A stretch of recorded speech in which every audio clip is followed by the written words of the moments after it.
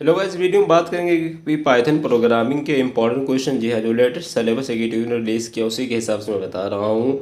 जिसका सब्जेक्ट का नाम पाइथन प्रोग्रामिंग और सब्जेक्ट कोड है KNC 301H या फिर KNC 302H। ठीक है, दोनों में से कोई भी एक कोड हो सकता है आपका। उसके अलावा जो एकेटीयू का जो अभी एग्ज़ाम हुआ था 2021-22 में पाइथन का, उसका क्वेश्चन पेपर भी हम दिखाएंगे किस तरीके से पेपर आता है।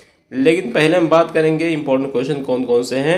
तो यूनिट 1 की बात करें तो वीडियो पूरा देखें आप, बहुत इंपॉर्टेंट वीडियो है। और लास्ट में बताएंगे जो अदर इंपॉर्टेंट है जो प्रोग्राम से रिलेटेड कुछ क्वेश्चन आ सकते हैं। तो ठीक है, पहला बात करते हैं इंट्रोडक्शन क्या आएगा आपका। इंट्रोडक्शन में से जो यूनिट का नाम है आपका, पहले पूछ सकता है आपका इंटरेक्टिंग, क्या पूछ सकता है, इंटरेक्टिंग विथ पाइथन प्रोग्राम और एलिमेंट ऑफ पाइथन कौन कौन से हो सकते हैं, और इंटरेक्टिंग विथ पाइथन प्रोग्राम। ठीक है, दूसरा क्वेश्चन आपसे बन सकता है ऑपरेटर प्रेसिडेंस और अर्थमेटिक ऑपरेटर। ठीक है, ऑपरेटर इंपॉर्टेंट है। फिर आपका दूसरा क्वेश्चन बुलियन एक्सप्रेशन, और फिर आपका असाइनमेंट स्टेटमेंट, दोनों में से कोई एक बन सकता है। तो यूनिट फर्स्ट से आपका एक तो होगा इंटरेक्टिंग विथ पाइथन प्रोग्राम और एलिमेंट ऑफ पाइथन। अर्थमेटिक वाला भी पूछ सकता है, अर्थमेटिक ऑपरेटर या फिर ऑपरेटर प्रेसिडेंस क्या होता है। तीनों क्वेश्चन इंपॉर्टेंट है। इंट्रोडक्शन लॉन्ग है बट हमने इसको बहुत रिड्यूस किया, तीनों में आपको तीनों को तीनों पढ़ना है। दूसरी यूनिट कंडीशनल और लूप से जो कोई है, तो इसमें से जो कौन सा क्वेश्चन बन सकता है, इसमें से देखिए कि कंडीशनल का दो क्वेश्चन आपको पता ही होगा, आपने पढ़ा भी होगा कि कंडीशनल स्टेटमेंट इन पाइथन, यानी जो पाइथन में इफ इल्स स्टेटमेंट होती है, या फिर आपको पता होगा कि इफ नेस्टेड इफ स्टेटमेंट या इलिफ स्टेटमेंट इन पाइथन, यानी इलिफ या फिर नेस्टेड इफ या फिर इफ इल्स, दोनों में से कोई ना कोई एक पूछ सकता है। कौन कौन सा हो गया, पहला होगा कंडीशनल स्टेटमेंट पाइथन, जैसे कि इफ इल्स स्टेटमेंट, और आपका वर्किंग और इट्स एग्जीक्यूशन भी पूछेगा। इफ इल्स का वर्किंग और एग्जीक्यूशन पूछ सकता है, और nested if statement and if statement का भी आपसे कोई एक आ सकता है, यानी दोनों में से कोई नहीं आ सकता। तो नेस्टेड भी आपको देखना है और इफ इल्स स्टेटमेंट भी देखना है आपको, और इसका एग्जीक्यूशन भी देखना है, क्योंकि इंपॉर्टेंट है, ज़रूर देख लेना आप। इसमें आने के चांस जो मैं यहाँ बता रहा हूँ इसमें से कम एक या दो क्वेश्चन ज़रूर आएगा, तो ज़रूर इसको देख लेना। दूसरा आपका purpose and working of loops, loop से कम एक क्वेश्चन बनेगा ही बनेगा। तो पर्पस, वर्किंग या फिर while loop including it's working, while loop पूछ सकता है, या फिर पर्पस ऑफ लूप पूछ सकता है, या फिर वर्किंग ऑफ लूप पूछ सकता है, फिर वाइल लूप इंक्लूडिंग आपका वर्किंग भी पूछ सकते हो, देख लेना। ठीक है, इंपॉर्टेंट है। और ब्रेक एंड कंटिन्यू हमने इंक्लूड इसमें कर दिया, बट इतना इंपॉर्टेंट तो नहीं है, बट इस भी आप देख लेना एक बार, टाइम अगर मिलता है तो। आती है यूनिट नंबर थर्ड में से कौन कौन से बन सकते हैं। यूनिट नंबर थर्ड में आपका यूनिट थर्ड है फंक्शन स्ट्रिंग और पाइथन डाटा स्ट्रक्चर, उसके साथ साथ हायर ऑर्डर और फंक्शन फाइल, यानी काफ़ी लेंदी यूनिट है बट हमने इसको रिड्यूस करने की कोशिश की है। तो फर्स्ट क्वेश्चन यूनिट थर्ड से बन सकता है indexing and indexing slicing of string generate prime number.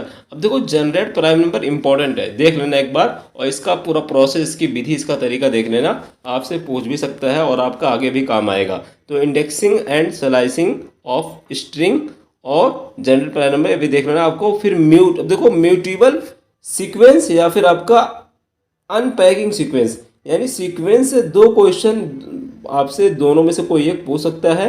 दो ही क्वेश्चन है, दोनों में से दोनों को आप देख लेना है, म्यूटेबल सीक्वेंस और अनपैकिंग सीक्वेंस क्या होता है, दोनों को आप। अब देखो लिस्ट है, तो लिस्ट से भी दो क्वेश्चन बन सकते हैं, जैसे कि लिस्ट के बारे में पूछ सकता है, या फिर लिस्ट कंप्रहेंशन क्या होता है भी आपको पूछ सकता है, देख लेना है। लास्ट क्वेश्चन जो बन सकता है आपका, ट्रीट फंक्शन क्या होता है, treat function at first class object. अब देखो, क्लास का एक पूरा का पूरा, समझे कि चैप्टर कहें तो गलत ना होगा, तो क्लास, व्हाट इज क्लास, या फिर डिफाइन क्लास, इस तरीके से पूछ सकता है। क्लास, आप क्लास की डिफिनेशन लिखो। तो इस तरीके से आपको क्लास का जो भी है, क्लास से 2 से 3 क्वेश्चन बनेगा ही बनेगा। तो treat function as first class object, अभी आगे मैं बताऊंगा क्लास के बारे में, पहले इतना आप देख लो। यूनिट नंबर 4 जो आपकी बन सकती है, यूनिट नंबर 4 कौन सा टॉपिक है। यूनिट नंबर 4 भी काफ़ी लेंथिंग है, जैसे कि फाइल है, इनपुट आउटपुट है, और सॉरी थर्ड में फाइल नहीं है बट हमने यहाँ पे लिख दिया है, तो फाइल इसमें नहीं है, कुछ इसके जो है हो गए हैं, तो फाइल वाला जो है फोर्थ का है, थर्ड का नहीं है। लेकिन जो हमने इम्पोर्टेंट लिखा वो सही है। तो क्या इसमें whose algorithm is known as sieve of, whose algorithm is known as sieve of Eratosthenes क्या होता है। और फिर आपका file input and file input output operation क्या होता है, ये भी आपको इनपुट आउटपुट भी देख लेना है। और इम्पोर्टिंग मॉड्यूल्स, ठीक है, ये भी इंपॉर्टेंट है। जो उसके बाद नेक्स्ट आपका आता है एब्स्ट्रैक्ट डाटा टाइप, यानी जिसे हम एडीटी कहते हैं, abstract data types and ADT interface in Python programming. अब देखो इसमें से कुछ क्वेश्चन है जो कि इम्पोर्टेंट है, सभी इंपॉर्टेंट नहीं, बट मैं अभी आपको बता दूं, पहले आप देख लो, जो देख लीजिए इंपॉर्टेंट है, मोस्ट इंपॉर्टेंट है तो कौन कौन से वो बताता हूँ अभी। तो पहले क्लास एग्जांपल, आपको ये भी देख, मैंने कहा था ना क्लास वाला बताऊंगा, तो class example, class definition, what is class, इस तरीके से क्वेश्चन बन सके तो क्लास आपको अच्छे से पढ़ लेना है। क्लास एग्जांपल, इनहेरिटेंस और इनहेरिटेंस एंड ओप क्या होता है, ओप के बारे में पढ़ लेना है, इनहेरिटेंस ओप क्या होता है, ठीक है। अब देखो इसमें से अगर कहा जाए कि whose algorithm is known as sieve of, अब देखो ये वाला भी इंपॉर्टेंट है तो गलत ना होगा, ठीक है, लेकिन file input and output operation ये भी इंपॉर्टेंट है। और मॉड्यूल से आप एक बार देख लेंगे, अदरवाइज को स्किप भी कर सकते हैं, बट एडीटी वाला इंपॉर्टेंट है, क्लास वाला भी इंपॉर्टेंट है। तो बहरहाल इसमें से आपको मॉड्यूल वाला अगर चाहे तो छोड़ सकते हैं, बट इसमें से कुछ छोड़ना नहीं, सभी इंपॉर्टेंट है, ठीक है। अब आपका आता है लास्ट और 5वीं यूनिट, उसके बाद बात करेंगे जो अदर इंपॉर्टेंट है, ठीक है। 5वीं यूनिट क्या आपका इटरेशन और रिकर्सन और सर्च, सॉर्टिंग, मर्जिंग, इस तरीके से ये जो टॉपिक्स में इंक्लूड है। तो फर्स्ट क्वेश्चन बन सकता है आपका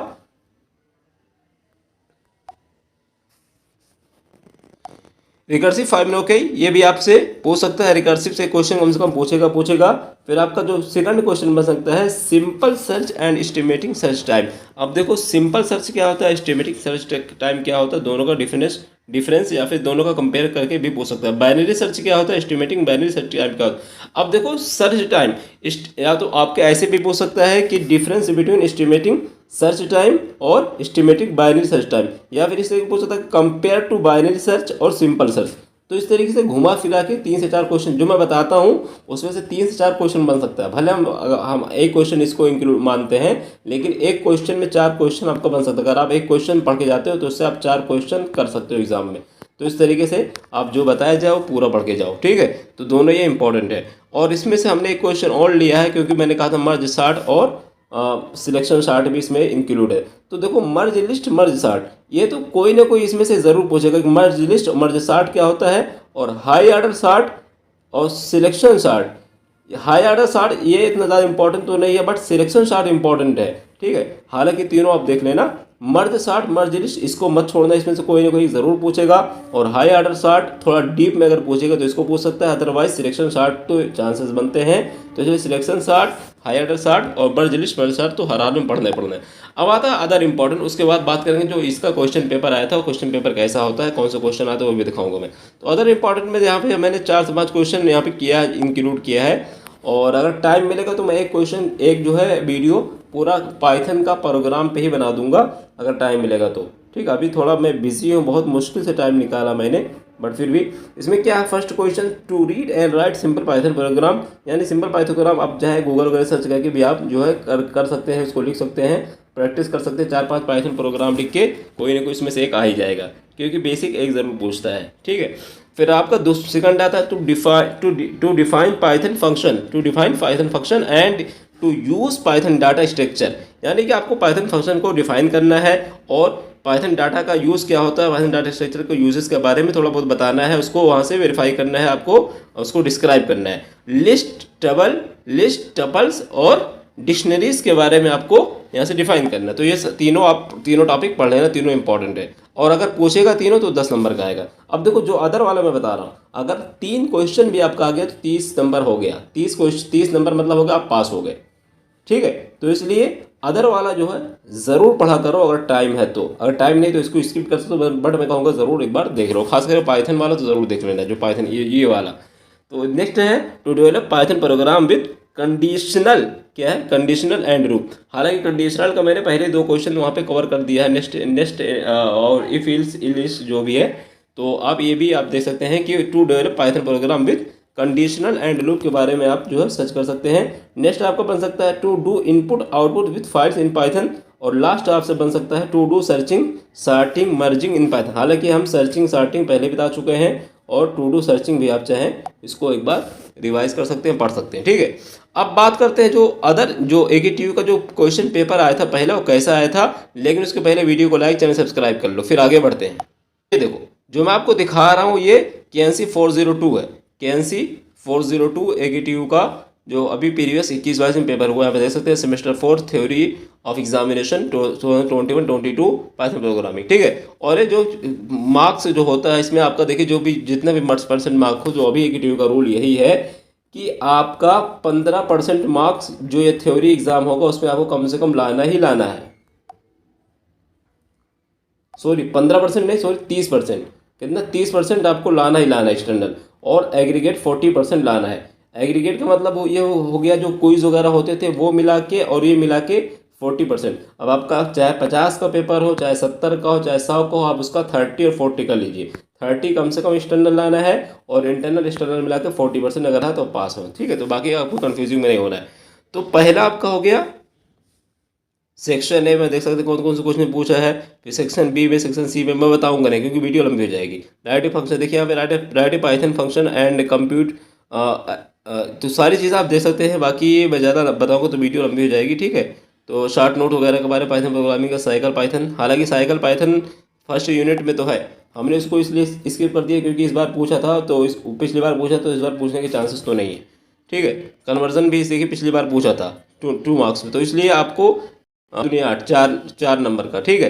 तो इसलिए जो मैं बता रहा हूँ उसको ज़रूर देख लेना, और अगर टाइम मिलता है तो आप इसको भी करने की ट्राई करना।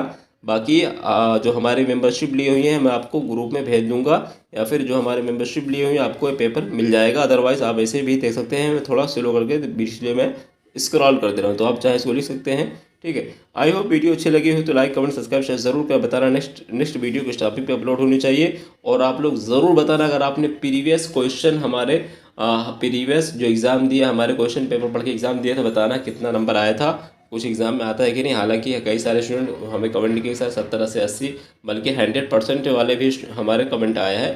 तो आप लोग ज़रूर बताना कैसा कितना बेनिफिट होता है, कितना एग्ज़ाम में